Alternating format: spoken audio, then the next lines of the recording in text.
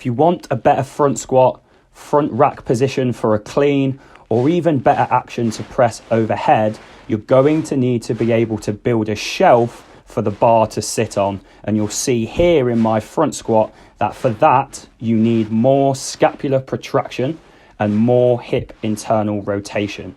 And if you don't have these two things, then you're going to struggle to increase performance and your injury risk is going to increase. So these are some exercises to help. First off, we're going to get onto the floor and we're going to practice protraction and retraction of the scapula. We're going to get into a push-up position and we're going to focus on pushing up and then controlling on the way down.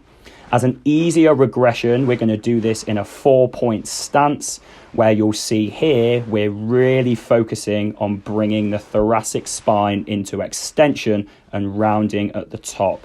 We're then going into a plank position and focusing on the exact same thing, scapular protraction and retraction, trying to emphasize this movement of the shoulder blades up and around the rib cage. And then finally, a reaching exercise into a rock back where we're trying to drive the arms forwards to create tension in the scapula into protraction while also encouraging hip internal rotation.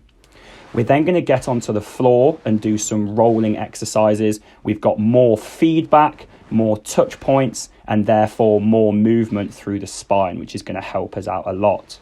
We're going to hop onto a bar and then we're going to focus on scapular protraction and retraction, controlling our body weight. So there's a higher demand here because we're loading this protraction. You'll see here that I'm not just looking to pull upwards, but I'm focusing on the fact that my scapula should come around the rib cage and upwards. We're then focusing on this action of the scapula to come around and up with the added load by doing this straight leg, straight arm plate sit-up. We've then got some squatty squats where we're focusing on depressing the rib cage down, reaching forwards as far as we can while using the heeled elevation with the plate to encourage hip internal rotation.